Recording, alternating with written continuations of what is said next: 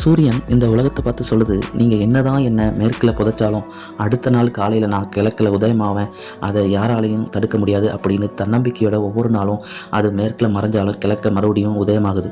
அதுபோல தான் இந்த உலகத்தில் வாழ்கிற எல்லாரும் நானும் வெற்றி அடைஞ்சிருவேன் அப்படின்ட்டு ஒவ்வொரு நாளும் அவங்க ஜெயிக்கிறதுக்காண்டி ஒவ்வொரு வேலையும் ஆரம்பிக்கிறாங்க.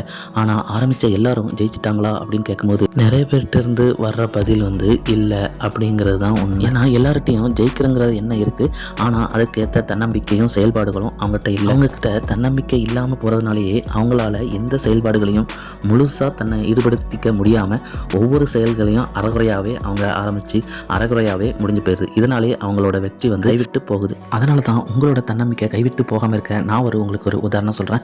இதை நீங்கள் கேட்டிங்கன்னா நீங்கள் உங்கள் தன்னம்பிக்கையை உங்களை விட்டு எங்கேயும் போக விடாமல் பார்த்துக்கலாம். வாங்க அது என்ன உதாரணம் பார்க்கலாம். ஒரு ஊரில் ஒரு அரசன் இருக்கிறான். அந்த அரசன் தன்னோட நாட்டு மக்களுக்கு ஒரு போட்டி வைக்கிறான். அதுவும் ஒரு வித்தியாசமான போட்டி.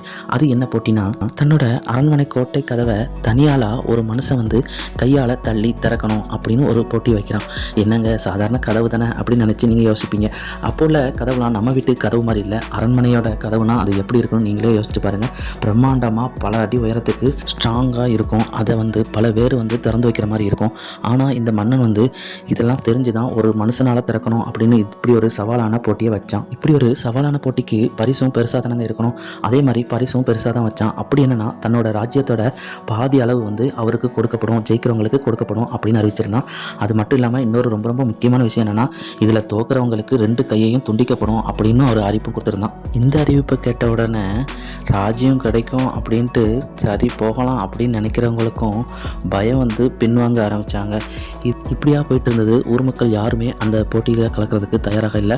எல்லாரும் பயந்து பின்வாங்கி நின்றுட்டு இருந்தாங்க. இப்படியா ஊர் மக்கள் யாரும் கலந்துக்கிறதுக்கு பயந்து நிற்கும் போது ஒரே ஒரு ஏழை வாலிபன் நான் கலந்துக்கிறேன் அப்படின்ட்டு தைரியமாக முடிவெடுத்து அந்த போட்டியில் கலந்துக்க வந்தான். அப்படி அவன் கலந்துக்க வரும்போது அவனை பார்த்து ஒருத்தர் கேட்டார், உன்னோட கைகளை நீ இழக்க தயாராயிட்டியா? உன்னோட எதிர்காலம் என்ன ஆக போகுது? அதை நீ நினச்சி பார்த்தியா? ராஜ்யத்துக்கு ஆசைப்பட்டு உன் கை 2ஐயும் இழக்க தயாராயிட்டியா அப்படின்னு கேட்குறாரு. அதை கேட்டுட்டு அவன் சொன்னான், ஐயா நான் இதில் தோத்துட்டேன்னா நான் கைகளை இழந்த ஒரு ஏழையாக தான் இருப்பேன். என் உயிருக்கு எந்த ஆபத்தும் வராது. ஆனால் நான் ஜெயிச்சிட்டா நான் ஏழையாக இருக்க மாட்டேன், அரசனாக இருப்பேன் அப்படின்னு தைரியமாக சொல்லிட்டு அவன் அந்த கோட்டை கதவை தள்ள போனான்.